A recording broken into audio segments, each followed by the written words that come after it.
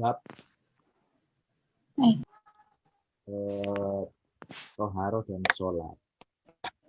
Kenapa sih kok saya itu menjadikannya menjadi satu bab? Mungkin ada yang bisa membantu menjawab, ada yang mau apa namanya, ada yang mau bantu menjelaskan. Itu sebelumnya, tadi saya belum salam ya. Saya awali dulu dengan salam. Assalamualaikum warahmatullahi wabarakatuh. Waalaikumsalam Waalaikumsalam warahmatullahi warahmatullahi wabarakatuh. wabarakatuh. Oke, kita akan bicara tentang bab toharo dan bab sholat. Kenapa sih kita bab sholat ataupun bab toharoh ini dijadikan dalam satu paket makalah? Kalau ada, Karena salah satu syarat sholat yaitu toharoh, Pak, atau kebersihan. ya, oke, itu salah satu apa ya, Syarat. salah satu hal yang bisa kita jadikan alasan. Ya, karena sholat ini sebelum sholat itu orang harus bersih gitu kan. Tapi sebenarnya kan nggak cuma sholat aja yang harus bersih. Kalau dari konsep toharo ini kan nggak tidak hanya melulu hanya kalau Anda baca nanti di bawah saya baru baca tadi. Toharo ini kan nggak cuma bicara tentang masalah wudhu. Banyak hal toharoh itu bukan berkaitan dengan wudhu. Kalau nanti Anda juga baca di bab tentang toharoh, entah di buku apa saja itu ataupun kitab apa saja itu pasti toharoh itu ya tidak hanya sekedar apa namanya sekedar wudhu, tapi banyak hal. Nah di sini teman Anda sudah sedikit memaparkan ya. Adapun toharoh secara ilmu itu ini. Anda kalau nanti baca di kitab fikih itu bab toharoh, babun toharoh, bab yang menerangkan tentang toharoh. Toharoh itu adalah intinya menghilangkan najis dan menghilangkan hadas. Toharo itu asal katanya itu suci ya, ataupun bisa kita artikan artinya itu mensucikan diri lah, begitu. Arti kata toharo ini dari bahasa Arab artinya itu suci atau mensucikan diri lah, boleh seperti itu. Secara istilah itu artinya mensucikan diri dari hadas besar dan hadas kecil gitu. Kalau di kitab-kitab yang sederhana itu begitu terjemahannya. Menghilangkan dari hadas besar dan hadas kecil. Hadas besar itu apa saja? Hadas besar itu seperti haid, kemudian jima ataupun berhubungan badan suami istri ataupun ya seperti itulah itu hadas besar dan Haid, Pak. apa? Haid ada sebesar. Iya, haid dan hal yang lainnya setelah melahirkan itu juga nifas juga itu hadas besar. Dan itu dihilangkan dengan cara mandi, ya kan? Dihilangkan dengan cara mandi. Kemudian hadas kecil, seperti Anda buang air kecil, buang air besar itu hadas kecil, maka Anda cara menghilangkannya dengan berwudu. Oke. Itu ya. Cara bersucinya dengan berwudu. Kalau tadi itu dengan mandi, ini dengan berwudu. Kemudian bab toharo ini ketika tidak memungkinkan berwudu dan mandi itu memungkinkan harus adanya air, maka ada antisipasi dari ketidakadaan air nanti, misalkan maka dengan tayamum. Hadas besar, hadas kecil bisa dibersihkan dengan tayamum. Akan tetapi kalau tayamum untuk hadas besar itu hanya kondisional, bisa digunakan hanya sekali. Misalkan mau sholat zuhur, tayamum sholat zuhur sekali. Nah besok kalau mau sholat asar lagi, maka sholat asar tayamum lagi. Sampai menemukan air untuk hadas besar, baru mandi, baru setelah itu bisa digunakan tayamum ataupun wudhu untuk beberapa sholat. Itu tentang toharoh. Jadi toharoh itu sangat luas cakupannya, tidak hanya terkait dengan itu. Oleh sebab itu, intinya toharo itu adalah mensucikan dari hadas besar dan kecil. Semua ibadah, baik yang fardu ataupun yang sunnah, keutamaannya ialah dengan anggota badan yang suci, dengan pakaian yang suci, atau dengan diri yang suci, atau dengan tempat yang suci. Semua ibadah itu disunahkan bagi yang sunnah, kemudian diwajibkan bagi yang wajib harus suci. Yang sunnah bagaimana? Misalkan Anda mau istirahat, tidur di rumah dengan niat ibadah, maka usahakan di tempat yang suci. Itu ya berkaitan dengan toharo. Ruang lingkupnya nanti secara detail Anda bisa mencoba membaca makalah Anda lah, ataupun makalah teman Anda lah, secara walaupun ini review saja nggak masalah. Kemudian yang selanjutnya adalah sholat. Sholat itu artinya doa, ad-doa. Secara istilah itu saya tebalkan, mengandung pengertian secara bahasa itu sholat itu doa. Jadi sholat itu doa. Jadi sholat yang dalam pengertian sempit, ya, ini menurut istilah itu ya diawali dengan takbiratul ihram dan diakhiri dengan salam. Itu dalam arti sempit. Sholat dalam arti sempit. Tapi sholat dalam arti yang luas, ya semua itu yang berkaitan dengan meminta pertolongan kepada Allah, Zat yang Maha Agung, itu bisa dikatakan sebagai sholat. Ya, jadi sholat dalam arti sempit itu bisa dikatakan bermulanya dari takbiratul ihram, takbir yang dilaksanakan ihram ataupun takbir yang pelaksananya bersamaan dengan niat, dan diakhiri dengan salam. Itu dalam arti sempit sholat. Tapi dalam arti luas, sholat juga bisa didefinisikan ya semuanya. Doa Anda kepada Allah setelah sholat itu juga bisa dikatakan sholat. Doa Anda di luar sholat itu juga bisa dikatakan sebagai sholat dalam arti secara luas pengertian doa di situ. Oke, ini kurang lebih materi.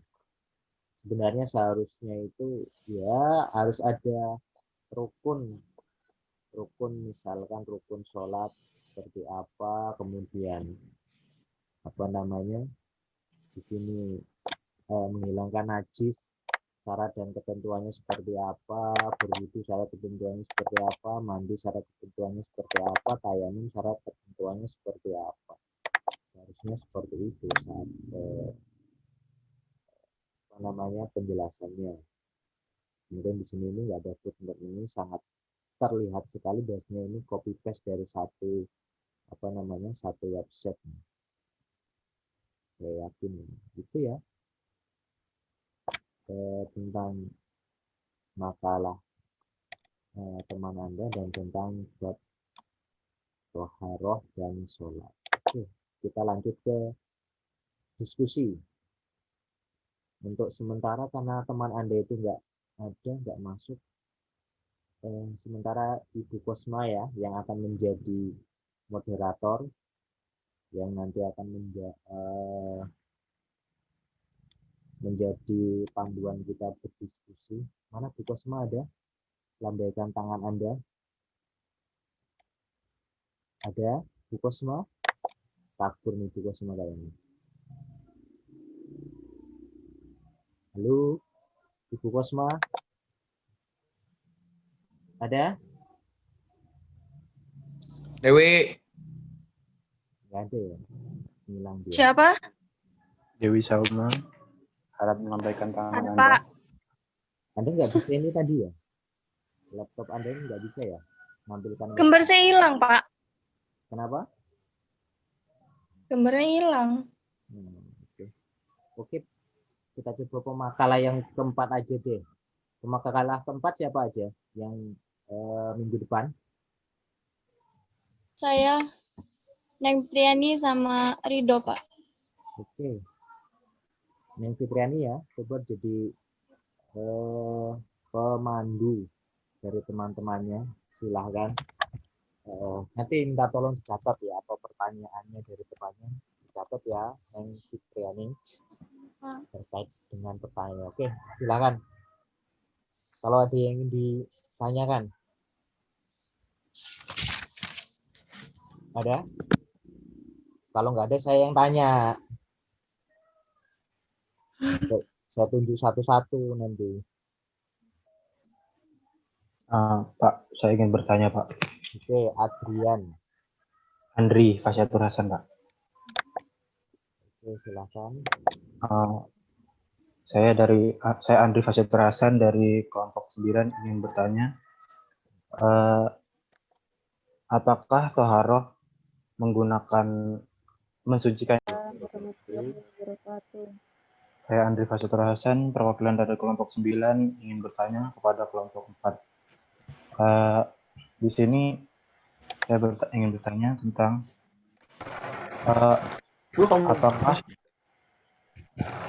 apakah toharoh menggunakan air dari danau itu diperbolehkan? Apa sebabnya? Dan jelaskan. Begitu ya. Oke. Ada yang lain lagi? Dari saya terima kasih. Ada lagi?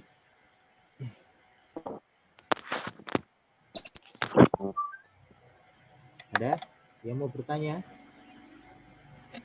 Saya, Pak. Oke, Dewi Sukma. Dewi Sukma. Silakan.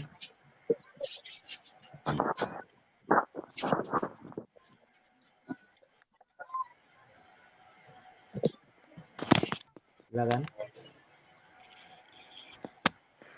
Assalamualaikum warahmatullahi wabarakatuh. Waalaikumsalam warahmatullahi wabarakatuh. Perkenalkan, saya Dewi Sukma Sardika ingin bertanya. Apa hukumnya air yang berubah sifatnya dikarenakan oleh kondisi tempatnya?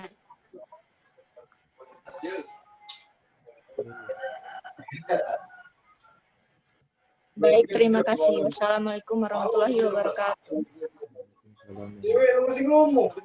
Pertanyaan lagi.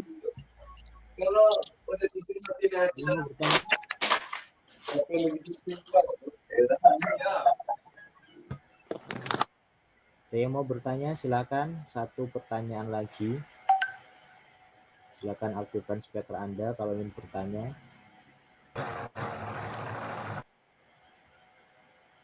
Ada? Saya Pak mau bertanya. Silakan. Tiara. Assalamualaikum warahmatullahi wabarakatuh. Waalaikumsalam warahmatullahi wabarakatuh. Waalaikumsalam warahmatullahi wabarakatuh. Saya Tira Tamara dari kelompok 8 ingin bertanya kepada kelompok 4. Apa hukum sholat bagi orang yang tidak membaca niat? Baca ya. Terima kasih. Oke. Hukum sholat tidak membaca niat. Coba cium dulu yang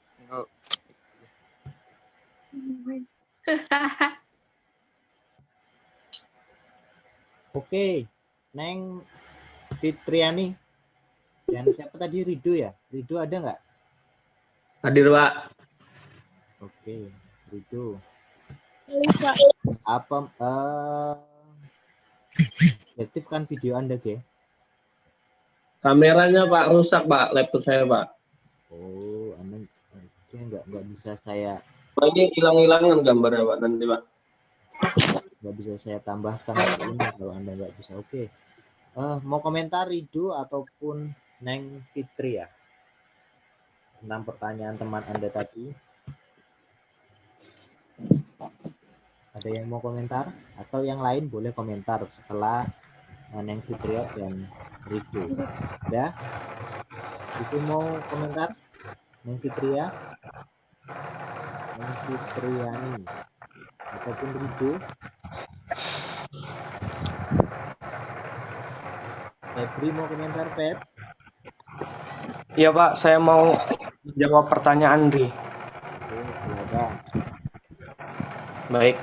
Assalamualaikum warahmatullahi wabarakatuh. Waalaikumsalam warahmatullahi wabarakatuh. Saya Febri Dwi Nugroho dari Waalaikumsalam kelompok warahmatullahi wabarakatuh. ingin menjawab pertanyaan Andri mengenai tentang air danau apakah boleh untuk berwudu.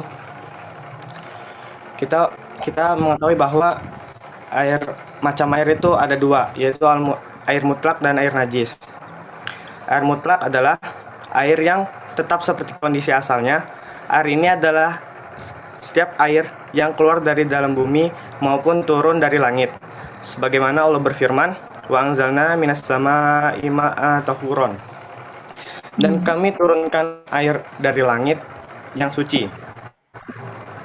Yang kedua,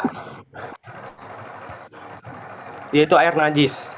Adalah air yang tercampur najis dan berubah salah satu dari sifatnya, yaitu bau, rasa, atau warnanya. Air bisa berubah dari hukum, yaitu suci. Hukum asal air suci. Apabila berubah salah satu dari tiga sifat, yaitu berubah warna atau rasa atau baunya, yang dipaparkan oleh Abu Ummah dari sabda Rasulullah SAW, yaitu sesungguhnya air tidaklah dinajiskan oleh sesuatu pun selain yang mempengaruhi bau, rasa, dan warnanya. Adapun kita ketahui air danau termasuk air yang mutlak, jadi boleh untuk digunakan berwudu. Terima kasih. Assalamualaikum warahmatullahi wabarakatuh.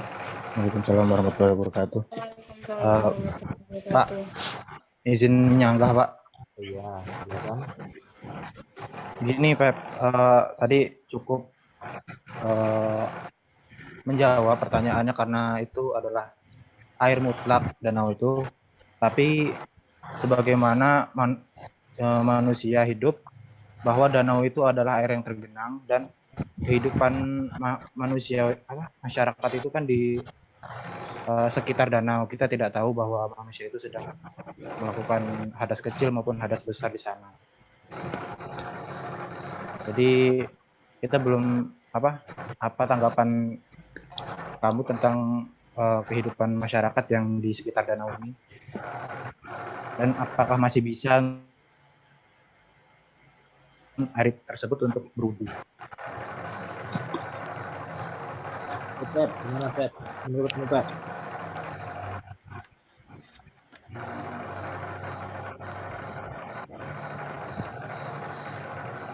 Halo Pep. Iya Pak, bentar Pak, saya merangkai kata dulu Pak.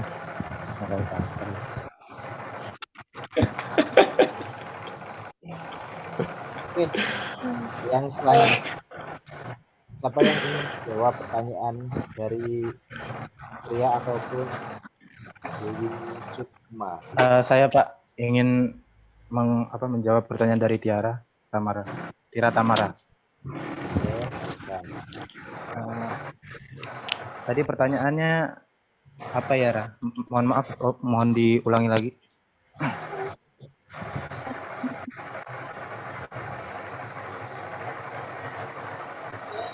Halo.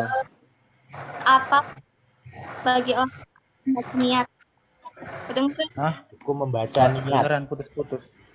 Hukum membaca niat. Bagi orang yang tidak membaca niat. Yang tidak membaca niat ya, oke. Di sini saya akan menjawab karena hukumnya tidak sah karena suatu syarat sholat yaitu adalah niat.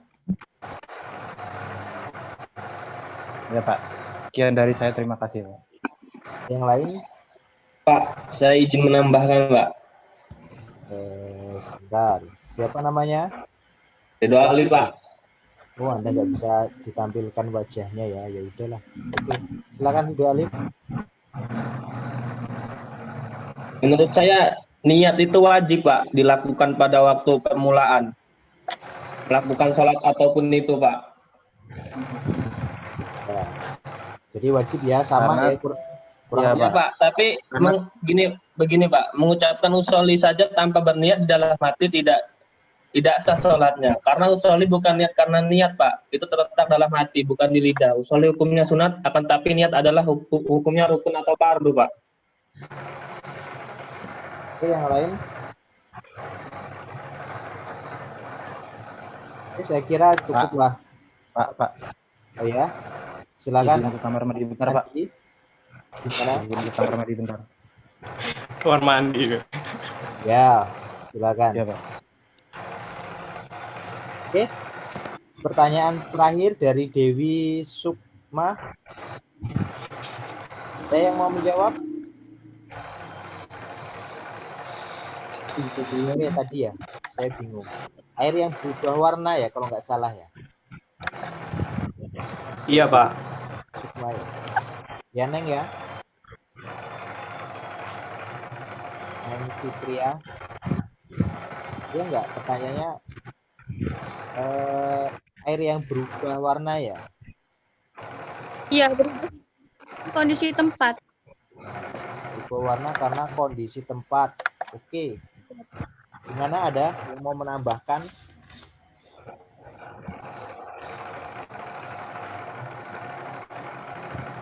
Ya.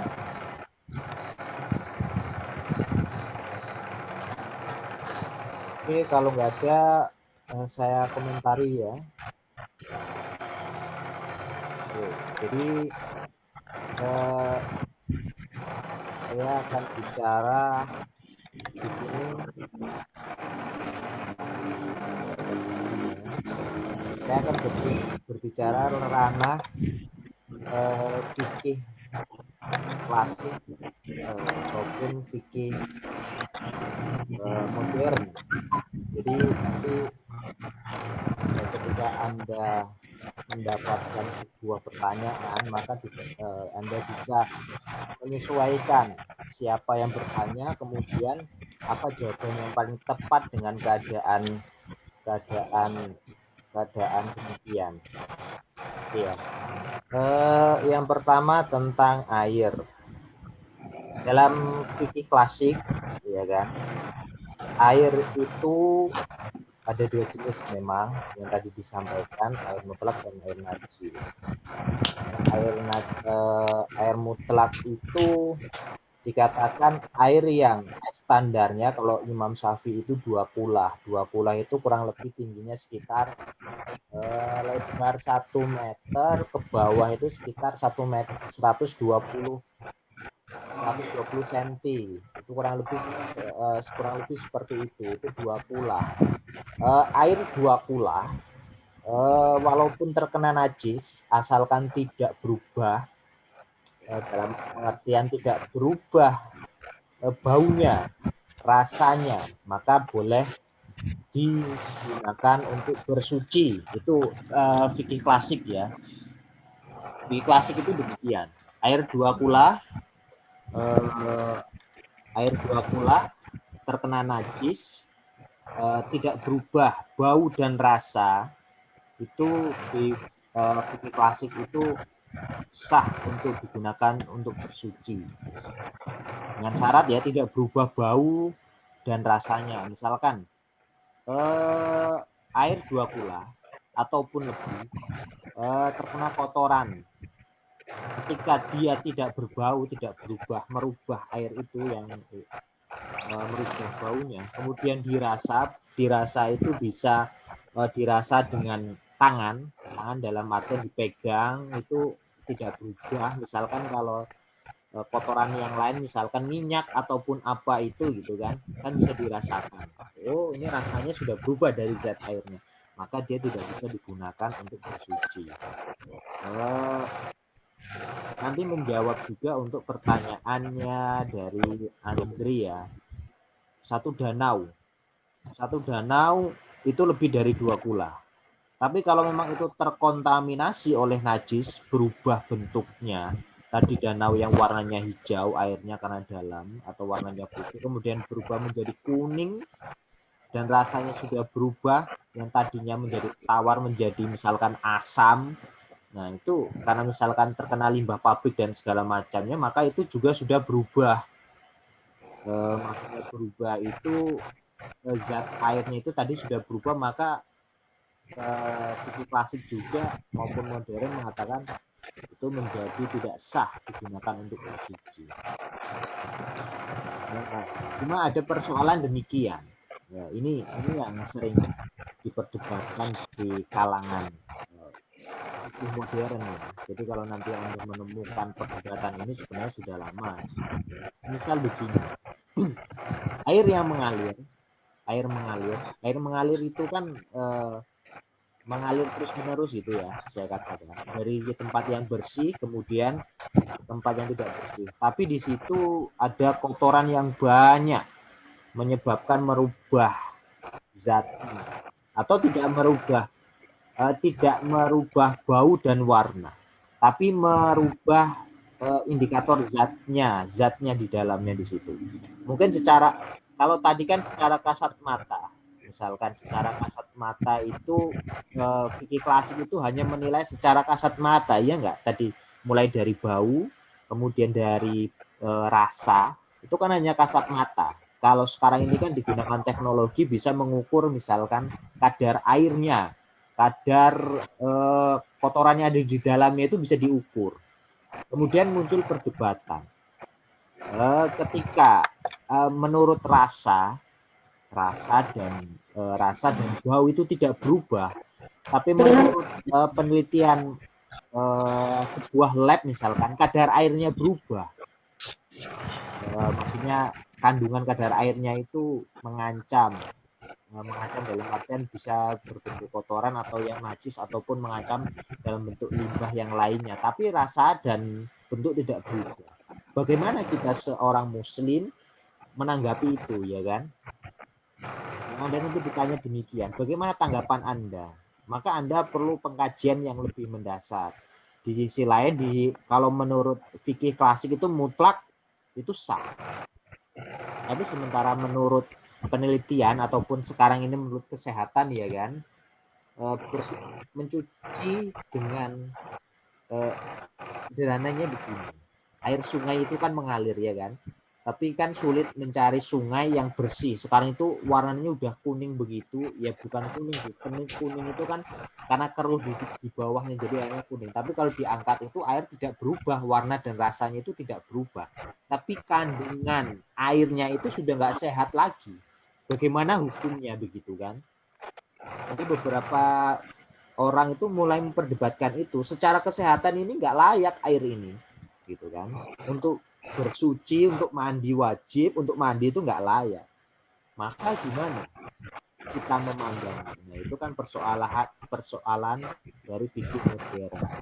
Kalau memang memungkinkan, kalau menurut saya memungkinkan kita mencari air yang memang bisa bersih dalam arti zatnya memang sangat bersih, ya kita cari air sampai dapat. Tapi kalau memang tidak bisa dan terpaksa, itu boleh digunakan. Kita boleh menggunakan fikih klasik, bahwasanya itu bisa digunakan. Warna dan baunya itu masih sama. Dan itu juga mengalir sungai kan. Anda kalau kalau mencari sungai misalkan di Jakarta kan Anda lihat sendiri itu airnya banyak, dua kulah mengalir dan memang tapi sudah berubah warnanya. Bagaimana tanggapannya? Padahal kalau air mengalir itu walaupun berubah warnanya, seharusnya fikih klasik itu bisa digunakan untuk untuk bersuci karena mengalir. Ketika alirannya sudah diteruskan ke bawah kan sudah bersih. Jadi itu berkaitan dengan air, fikih antara fikih klasik dan fikih yang kontemporer ataupun yang modern sekarang ini. Kemudian masalah niat itu semua ulama 4 mazhab itu sepakat niat itu menjadi bagian dari semua ibadah, tidak hanya sholat. Ibadah itu semua bergantung niat, seperti hadis Rasul yang diriwayatkan oleh Umar itu kan, innamal a'malu binniyat wa innamal likulli imri'in ma nawaha. Jadi setiap ibadah, perilaku seseorang itu tergantung niatnya. Kalau niat-niat baik, maka baik pula. Nah, begitu, sederhananya begitu. Kemudian itu niat itu semuanya sepakat dan tidak ada satupun ulama yang meragukan niat itu menjadi rukun. Maka tadi takbiratul ihram itu artinya niat, takbir yang di dalamnya ada niatnya, itu ya. Kemudian yang selanjutnya ialah ada furu'iyah ataupun yang cabang. Yang cabang itu apa? Berkaitan dengan membaca atau tidak. Anda kalau Hanafiyah itu Anda dari rumah mau ke masjid, sampai di masjid langsung takbir gini. Hanafiyah, jadi dari rumah ke masjid, ya kan? Sampai masjid langsung nggak usah usolli begitu, ataupun Anda berdiri tegak dulu dengan melafatkannya di dalam hati. Itu bagi Hanafi itu nggak perlu. Jadi udah datang dari rumah mau ke masjid itu pasti niatnya mau sholat. Dengan demikian dia sudah pasti niat, tidak perlu lagi secara jahar diucapkan sholli ataupun kita berdiri tegak dengan menghusukkan niat gitu kan, itu nggak perlu bagi Hanafiyah. Tapi langsung Allahu Akbar, jadi sampai di masjid Anda langsung Allahu Akbar begini kan, itu sudah termasuk niat. Karena niat itu dari rumah jalan ke masjid itu sudah termasuk niat. Itu namanya niat yang sebelum melakukan ibadah. Ada niat yang waktu ibadah, pas ibadah seperti tadi, seperti Syafi'iyah, Malikiyah, dan Hambali itu niat waktu pas ibadah. Jadi ketika takbiratul ihram dia niat Allahu Akbar, dia niat sholat zuhur gitu. Nah, kalau Syafi'iyah memang beberapa Syafi'iyah dan turunan Syafi'iyah seperti Nawawi gitu kan, dia mengatakan bahwasanya melafalkan niat itu menjadi sunnah karena untuk tasdid penguatan niat. Mungkin kalau jalan kalian ketemu tuh orang yang jualan tempe misalkan, jadi niat ingin beli tempe, jadi gimana niat Anda mau berangkat ke sekolah berangkat ke masjid, jadi berubah nggak niatnya? Jangan jadi berubah. Maka menurut Syafi'iyah itu pasnya itu pas waktu mau benar-benar melaksanakan ibadah itu gitu. Jadi bukan sebelum melakukan ibadah, karena khawatirnya terganggulah niat sebelum ibadah. Nah, ada juga niat yang setelah ibadah, khusus untuk sholat gitu ya. Khusus untuk sholat itu wajib menggunakan dua niat ini. Niat sebelum ibadah ataupun pas pada saat ibadah. Itu 4 niat. Itu dan menyepakati itu boleh. Tapi setelah ibadah, misalkan Anda sudah takbiratul ihram, oh ya saya mau sholat apa ya, sholat zuhur. Nah itu tidak sah. Harus sesudah ataupun pada saat pas pelaksanaan ibadah.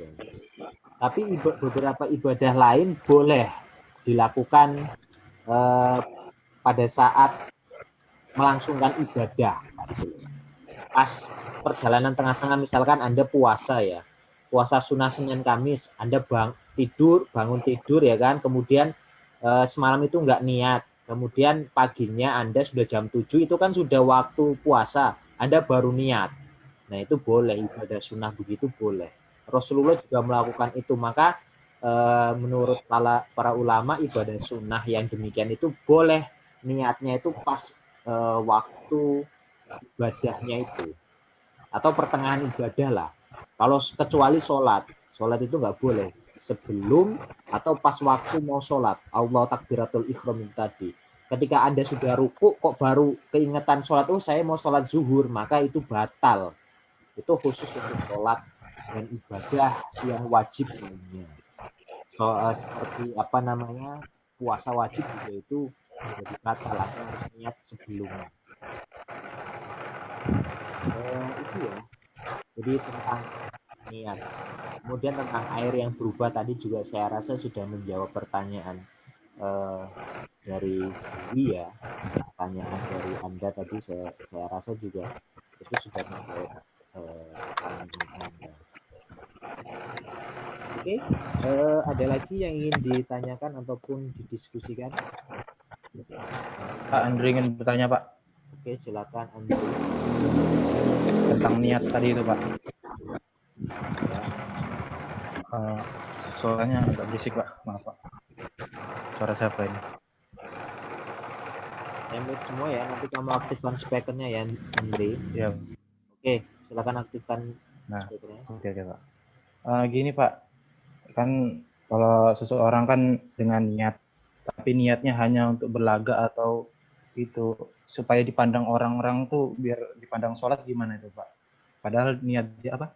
Dia tuh cuman hanya sholat saja gitu loh Pak, istilahnya Pak. Cuman biar dipandang sama berlagak sholat gitu di hadapan orang. Itu gimana Pak? Gitu ya. Jadi sholat karena riak sederhananya gitu ya Andri ya. Sholat karena riak. Jadi iya Pak. Jadi ada istilah bahwasanya sholat yang cukup fikihnya saja ataupun sah secara syariat. Tapi ada yang namanya sholat yang memang tidak hanya cukup itu. Artinya sholat kalau Anda nanti membaca kitab Ihya Ulumuddin itu karangan Imam Al-Ghazali itu tatarannya sudah sampai pada tataran tasawuf. Maka berbeda dengan tataran orang awam. Misalkan yang tataran orang awam ini tataran ada pembagian tiga jenis manusia ya menurut Imam Syafi'i itu. Imam Al-Ghazali itu yang pertama itu tataran orang awam. Orang awam itu yang penting ya sholatnya itu terpenuhi. Maksudnya rukun-rukunnya terpenuhi, entah niatnya bentuknya seperti apa, yang penting dia sampai pada rukun itu namanya sholatnya orang awam ataupun ibadahnya orang awam. Yang kedua itu ada orang syariat. Jadi kalau tadi kan orang awam yang penting niatnya seperti itu. Nah kalau tadi orang syariat itu menambahkan sesuatu hal yang memungkinkan untuk sholatnya lebih baik.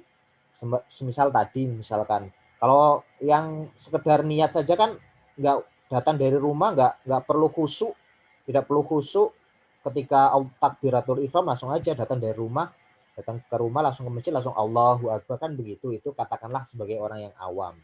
Tapi kalau orang yang khusyuk menambahkan sesuatu yang lebih lagi ataupun sebuah ritual ibadah yang memungkinkan dia lebih khusyuk lagi, misalkan kalau orang Nahdiyin itu biasanya menambahkan surat An-Nas, baca dulu qul huwallahu qul a'udzu birabbin nas ya kan, supaya dia terhindar dari godaan setan misalkan, kemudian dia lebih khusyuk. Nah itu ada ritual begitu, itu yang tingkatan nomor 2. Ada yang orang yang tingkatannya lebih tinggi, khawas tadi, dia itu ibadah ya benar-benar syarat rukunnya jelas sesuai secara fikih, kemudian dia menata hatinya itu dia tata, tidak cukup hanya sekedar syariatnya saja tapi hatinya benar-benar ketika Allahu Akbar dia mengagungkan Allah, ketika dia membaca Bismillahirrahmanirrahim benar-benar dia Allah itu yang maha segalanya, yang Rahman, yang pemberi segala macamnya. Nah itu untuk masalah niat itu pada level berapa? 1, 2, atau 3. Kalau secara syariat maka walaupun niatnya untuk apa, dia sudah niat sholat gitu ya. Entah sholatnya untuk mertua, untuk pacar, untuk apa ya, supaya terkenal ini atau membaguskan bacaan Bismillahirrahmanirrahim. Baguskan untuk supaya orang lain terkesan misalkan gitu kan. Nah itu pada tataran selanjutnya. Tapi kalau untuk sah dan tidaknya tetap pada tataran fikih sah. Begitu. Untuk tataran nilai ibadahnya, apakah dia dapat ibadah nilainya tinggi atau tidak itu hanya Allah yang tahu. Jadi begitu ya, Andri. Baik Pak. Oke, silakan. Ada lagi yang ditanyakan? Yang lain? Saya Pak. Siapa? Oh, Dewi Soma. Ini Kosma kita bukan? Iya Pak. Iya. Tadi ada gambarnya kok sekarang hilang lagi? Wi, Oh iya, mana nih? tadi ada gambarnya, Wi. Oke, silakan apa, Wi lah, supaya mempercepat. Bisa udah Pak.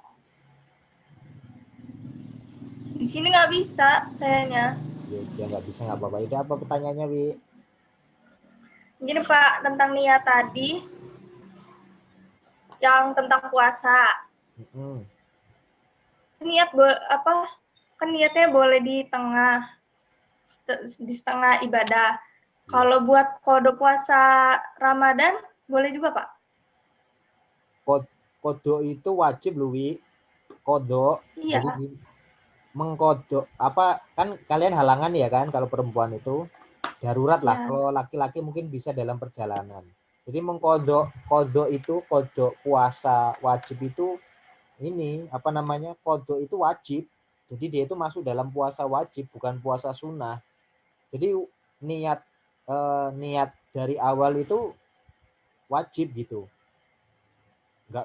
Nggak boleh niatnya di tengah-tengah mengkodok. Misalnya udah setengah perjalanan lah, saya belum makan gitu kan, belum makan pagi ini sarapan, kemudian saya niat puasa aja lah.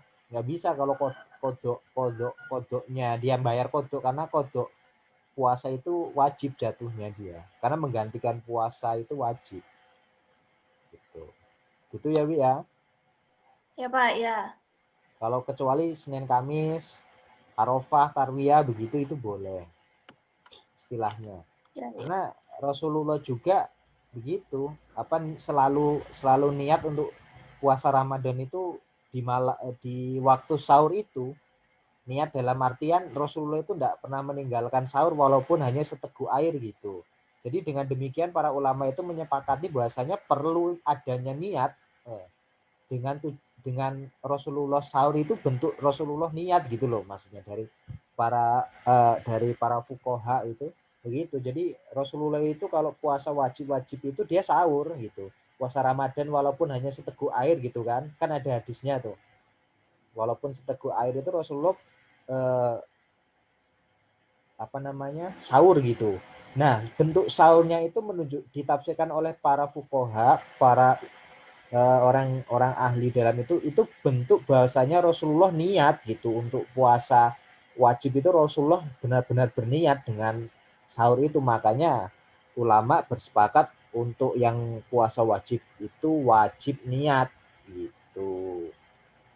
Kalau nanti kodok itu termasuk dalam pembagiannya puasa yang wajib, maka dijatuhi sama dengan harus niat. Itu ya. Nanti beda lagi Ya, dengan Pak. orang yang misalkan ketiduran dari habis maghrib kemudian sampai lewat subuh pada bulan Ramadan gitu kan. Ada yang begitu kan. Maka bagusnya itu dijamak. Ada yang mengatakan dijamak dari puasa pertama saya niat puasa 1 bulan misalkan gitu kan. Ada yang begitu. Tapi ada juga yang kalau demikian itu nggak apa-apa karena dia darurat, boleh gitu. Ada yang mengatakan demikian karena itu darurat, maka daripada orang itu tadi yang ketinggalan niat itu tidak puasa, lebih baik dia tetap puasa begitu. Karena luar biasa fadilah dari puasa Ramadan itu luar biasa. Oke, itu ya. Ada lagi?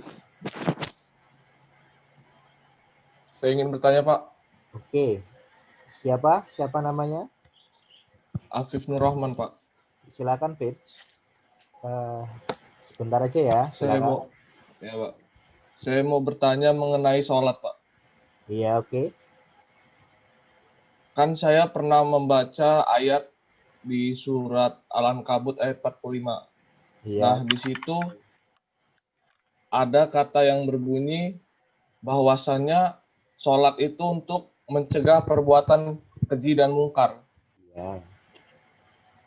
Nah, terus bagaimana halnya ketika seseorang sudah mengaplikasikan sholat, tetapi dalam kegiatan dia sehari-hari, dia tidak mencerminkan perilaku tersebut, Pak. Oke, ya, saya bisa pahami. Jadi tadi ya, kembali ke 3 tingkatan tadi. Kalau Afif tadi menyimak itu ada namanya orang awam, kemudian orang yang hanya syariah, kemudian orang yang khawasun khawas. Artinya orang yang benar-benar mengaplikasikan sholatnya dengan baik dan benar. Kalau memang yang dimaksud dengan dalam surat Al-Ankabut itu orang yang benar-benar mengaplikasikan sholatnya dengan benar. Itu jawaban orang pendakwah yang lainnya juga pasti begitu. Jadi kalau sholatnya benar pasti mampu mencegah keji dan mungkar. Sebenarnya jawaban itu sudah lama diutarakan oleh Imam Al-Ghazali. Jadi di zamannya Imam Al-Ghazali juga ada orang yang sholat tapi tabiatnya buruk begitu kan, membunuh sesama dan segala macamnya. Makanya Imam Al-Ghazali dari hal itu dia mengatakan demikian, bahwasanya ada orang yang tingkatan ibadah seseorang itu sampai makom yang sangat tinggi sehingga dia teraplikasikan ibadahnya itu sampai perilaku sehari-hari seperti Rasulullah begitu. Kalau dia belum sholatnya belum sampai mencegah perbuatan keji dan mungkar, maka dia sholatnya baru sampai tahapan orang awam tadi itu. Sholatnya masih sangat ya, yang penting cukup tersampaikanlah ibadah sholatnya. Nah, diterima enggak, Pak? Ya, secara fikih, secara tata cara kita kan melihat lahir ya. Kalau fikih itu melihat lahir. Kalau tasawuf itu melihat batin. Kalau secara melihat fikih, kalau kajian fikih ini ya sah sholatnya, walaupun dia setelah itu mencuri. Tapi kalau melihat kajian tasawuf nanti, batin, maka ya menurut saya sholatnya nggak berguna gitu. Maksud saya ada yang ranahnya itu hanya fikih aja, yang itu membahas sholatnya aja sah gitu. Tapi ada juga yang tatarannya itu membahasnya tentang hati. Kalau dia nggak sampai ke aplikasi melakukan, maka tataran sholatnya sebenarnya mungkin aja nggak diterima begitu. Tapi bukan tataran sah dan tidaknya, tapi diterima ataupun tidak.